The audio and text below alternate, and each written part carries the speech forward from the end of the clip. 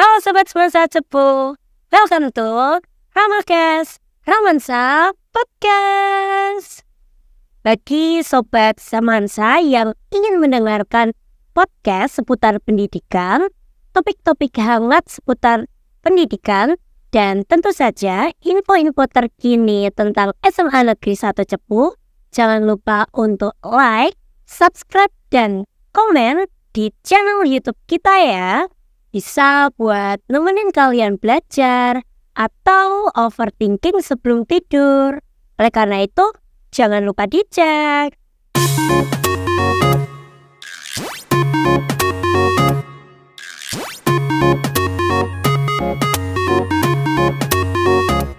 Masih bersama saya Stephanie. Penasaran gak sih hari ini kita mau ngobrolin apa?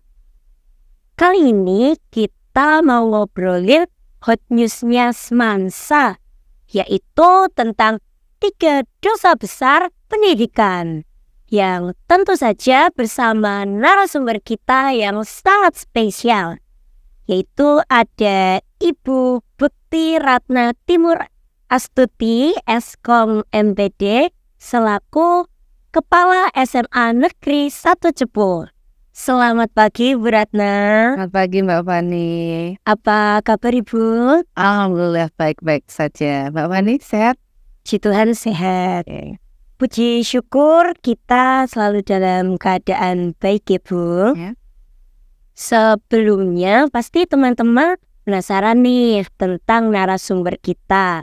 Oleh karena itu, kepada Ibu Ratna saya persilahkan untuk memperkenalkan diri terlebih dahulu. Oke, terima kasih Mbak Fani. Perkenalkan, nama saya panjang Mbak Fani. Bekti Ratna Timur Astuti, Eskom MPD. Ya, jadi ada 4 kata ya, yaitu pemberian dari orang tua saya ya, yang mempunyai arti. Kalau bekti itu kan artinya berbakti ya. Kalau Ratna itu artinya bunga, kan gitu, bunga. Kemudian timur itu terbit dari sebelah timur, saya lahir di pagi hari. Ya. Kalau Astuti ini saya tidak tahu artinya, tapi jangan diplesetkan ya, nanti jadinya ndak ini ya. Oke. Jadi saya lahir di Sragen tanggal 27 April tahun 76. Jadi saya sudah tua Mbak Fani, nggih. Sudah tua. Saya diberikan amanah di SMA 1 Cepu ini 3 bulan ya, baru 3 bulan ya. Saya merasa bahagia hadir di keluarga SMA 1 Cepu ini. Saya sudah jatuh cinta Mbak Fani di sini. Ya, ini terbukti kalau saya tiap hari itu pinginnya itu kapan ya paginya, supaya apa? Kalau pagi kan saya segera datang ke sekolah gitu ya. Jadi karena kecintaan saya itu pinginnya itu segera pagi terus begitu, supaya bisa menyapa dari anak-anak. Jadi ketika berani menyapa anak-anak di sini itu rasanya bahagia begitu. Itu yang saya rasakan Mbak Fani. Jadi teman-teman jangan sampai kalah ya sama Bu Ratna. Bu Ratna ini cinta banget loh sama SMA kita. Masa teman-teman kalah sih? Oke, Bu, saya mau bertanya, bagaimana pendapat Bu Ratna tentang kasus-kasus yang sedang viral sekarang Bu? Kan sekarang viral ini kasus pembulian, ada kekerasan seksual, dan juga intoleransi. Bagaimana pendapat dari Ibu Ratna? Saya jujur ya Mbak Fani, ketika mendengar permasalahan yang sekarang di dunia pendidikan itu dinyatakan darurat. Kalau darurat itu kan membutuhkan suatu perhatian ya. Itu jujur saya merasa prihatin ya, di dunia pendidikan sekarang yang harusnya maju tetapi ternodai dengan adanya 3 dosa pendidikan, yaitu intoleransi, bullying, dan kekerasan seksual ya. 3 masalah ini itu tidak hanya merambah ke dunia pendidikan sekolah menengah atas saja seperti SMA itu tidak, tetapi ternyata itu sudah masuk ke sekolah dasar ya. Kalau kita dengar permasalahan-permasalahan, kasus-kasus yang ada anak SD lompat dari lantai 4 karena dibully oleh temannya, sampai akhirnya harus memutuskan untuk mengakhiri hidupnya, itu begitu tragis ya. Anak yang harusnya dia di masa-masa dia harus bahagia bersama teman-temannya, masa untuk bermain, itu harus merasakan kepahitan hidup dengan dibully oleh teman-temannya seperti itu. Prihatin sekali rasanya ini. Sangat disayangkan gitu. Ya. Adik-adik yang harusnya masih bisa bermain dengan gembira, tapi sudah merasakan hal-hal seberat itu. Ya. Baik, menurut Ibu Ratna, hal-hal seperti itu bisa terjadi, itu penyebabnya apa, Bu? Hal-hal yang semacam itu bisa terjadi kalau menurut Bu Ratna ya, pertama itu adalah tentang agama ya, keyakinan. Ketika anak itu mempunyai keimanan yang lemah ya, tidak ada background agama yang kuat, tentunya dia akan mudah sekali tergoncang jiwanya ya, karena tidak ada landasan kekuatan iman yang mendalaminya, yang mendasarinya. Kemudian yang kedua adalah faktor dari orang tua. Orang tua, bagaimana orang tua mendidik anaknya ya. Kalau orang tuanya benar, dia mengajari anaknya tentang beribadah yang benar, tentunya juga ini tidak akan terjadi seperti itu. Peranan orang tua itu sangat penting. Walaupun anak itu ketika disekolahkan itu ada dididik oleh guru, tapi tidak mutlak itu adalah tugas guru untuk mendidik anak, tetapi peran orang tua itu juga sangat berpengaruh. Karena di jam selama 24 jam, anak juga lebih banyak di rumah, dan itu adalah tanggung jawab dari keluarga seperti itu. Yang ketiga adalah faktor lingkungan. Faktor lingkungan ini sangat berpengaruh sekali dalam perilaku anak. Di mana anak itu berada, disitulah dia tumbuh membentuk suatu karakter dia. Ya, misalnya kasih contoh, misalnya kalau si A dia berkumpul dengan anak-anak yang suka ngaji, yang misalnya anak-anak yang mempunyai perkumpulan pengajian atau apa, ketika waktunya sholat pasti anak itu akan diingatkan, ayo waktunya sholat, mari kita sholat seperti itu. Tapi ketika si anak itu berada di lingkungan, misalnya di perjudian misalnya, mau tidak mau anak itu nanti juga akan ikut ya, akan larut gitu kan. Mula-mula ini ayo main remi aja, ayo main kartu untuk iseng-iseng gitu kan. Tapi nanti kok ini nggak rame ya, kita main ini gitu kan. Akhirnya apa? Ya udah yuk dikit-dikit uang sakunya seperti itu. Jadi lingkungan itu juga akan membentuk dari karakter suatu anak seperti itu. Berarti kita ini harus pintar-pintar gitu memilih lingkungan sekitar kita yang baik gitu. Betul ya, lingkungan itu sangat berpengaruh sekali. Baik, menurut Ibu Ratna, dari 3 dosa besar pendidikan itu yang paling sering kita temui di kehidupan sehari-hari itu yang mana, Bu? Sebenarnya hampir sama ya, semuanya itu sekarang menjadi kasus yang besar ya. Tapi ini yang marah itu memang pembulian karena bully itu bermula hanya sebenarnya dari candaan ya, dari bercanda, gojekan seperti itu. Awalnya sebenarnya sederhana saja seperti itu. Tetapi itu berkembang ketika mungkin yang membuli itu ketika melihat yang dibully itu merasa semakin dia tidak nyaman, yang satunya senang, jadi yang membuli itu senang, akhirnya apa? Muncul lagi. Nah, dia tidak menyadari ketika dia membuli itu berakibat apa kepada yang dibuli. Dia merasa mungkin itu adalah candaan, tetapi yang membuli itu akan merasa di hati. Padahal kalau bahasa Jawa nandes neng hati gitu ya. Itulah yang dinamakan bullying. Nah, itu yang tidak disadari oleh anak-anak ya. Jadi bullying itu bisa dilakukan secara verbal ya, bisa dilakukan juga secara non verbal ya. Jadi bisa secara fisik seperti itu juga. Sekarang itu baru marah-marahnya itu pembulian lewat media sosial. Bukan kasus ini tentu saja sangat viral dan sangat marak terjadi. Oleh karena itu, menurut Ibu Ratna, penanganan di sekolah kita apabila terjadi kasus 3 dosa besar pendidikan ini bagaimana Bu? Apakah sudah efektif atau belum?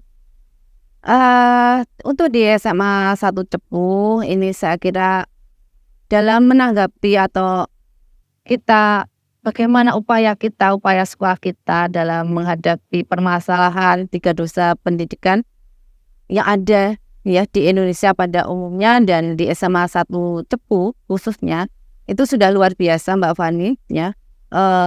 Dari kita sudah adanya sosialisasi ke siswa, dari teman-teman PK sudah ada sosialisasi ke anak, kemudian juga dari kesiswaan juga ada sosialisasi ketika upacara ya, bagaimana efek-efek dari ketika anak melakukan bullying, ketika anak melakukan tindak kekerasan, ketika ada intoleransi itu sudah ada sosialisasi kenapa ini tidak diperbolehkan, efeknya bagaimana itu sudah ada edukasi ke anak-anak. Selain itu sekolah juga membentuk tim PDS ya, kemudian tim TPPK yaitu untuk pencegahan penanganan kekerasan seperti itu. Jadi untuk tim ini saja dari sekolah tidak hanya Bapak Ibu guru yang berperan, tetapi kita melibatkan dari siswa, kita libatkan anak-anak.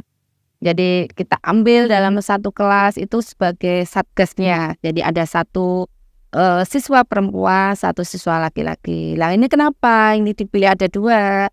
Ini ketika ada anak mempunyai masalah di kelas, ketika itu adalah wanita itu bisa nyaman ketika curhat dengan yang satgas perempuan seperti itu, laki-laki dengan satgas yang laki-laki seperti itu. Kemudian di situ juga nanti akan ada kolaborasi antara satgas kelas dengan wali kelas, kemudian di tim kesiswaan seperti itu. Kemudian di tim PDS sendiri itu adalah berisi tentang kesepakatan apa saja ya yang harus rambu-rambu yang harus kita lakukan supaya sekolah ini terasa nyaman, menyenangkan.